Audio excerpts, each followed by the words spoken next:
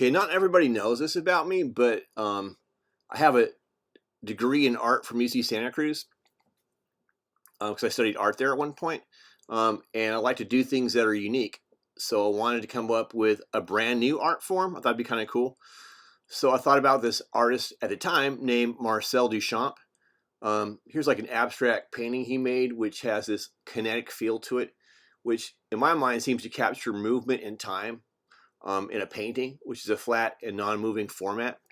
So it's kind of interesting to see the challenge in painting movement in a static form of art like that, like art like an oil painting. I think it's an oil painting. I don't remember, to be honest with you, but I don't idolize anyone. Just explaining the background. So he was a kind of like a joker that liked to push boundaries. So I can kind of identify with that, trying to see what people think and push and see what their true thoughts are and things and get them to think about stuff.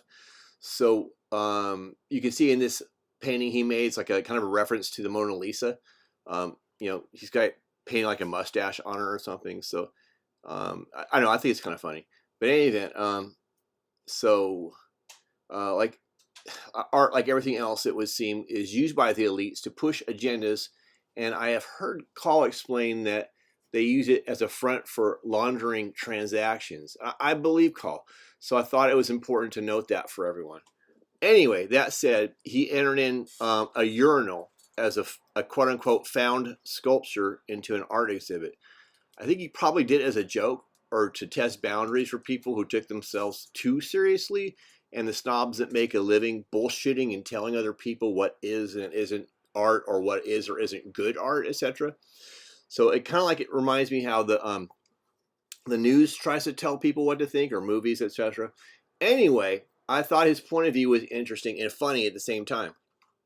So I decided to make like a new art form, and using that as a point of reference, I made this something called tactile art. It was like a brand new art form. Because you know how like music is for the ears, and then like painting and sculpture is for the eyes, um, etc. And so I thought, well, what if you were trying to like make a point with via touch, the sense of touch? Why isn't there an art form for feeling things versus seeing or listening or tasting, like a culinary art, etc.? So I thought it'd be interesting as a new art form. At least that's what I was attempting to do anyway. And so I love the feel of things. I'm a very tactile person. I like scents too, like you smell things. Like, for example, the smell of fresh rain. Whenever you smell stuff like that, it really brings you back somewhere, especially if it's a scent you haven't smelled in a long time. But anyway, so I was trying to make tactile art. So my first tactile art, I basically was just declared that sand would be play, like the word play, which was sand, because of the feel of sand when you feel it, like especially like between your toes or something. So sand reminds me of playing on the beach, so I called that play. Or if you go back far enough, like playing in a sandbox, you play. It's also a play, if you will, pardon the pun, on the words la playa, which means beach. So it kind of works in multiple ways. So anyway, I hope you guys thought that was interesting. So that's it. That's my new art form. I called it tactile art.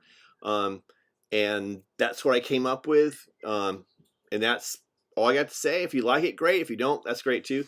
Just thought it was on my mind, so I thought I'd make a video about it.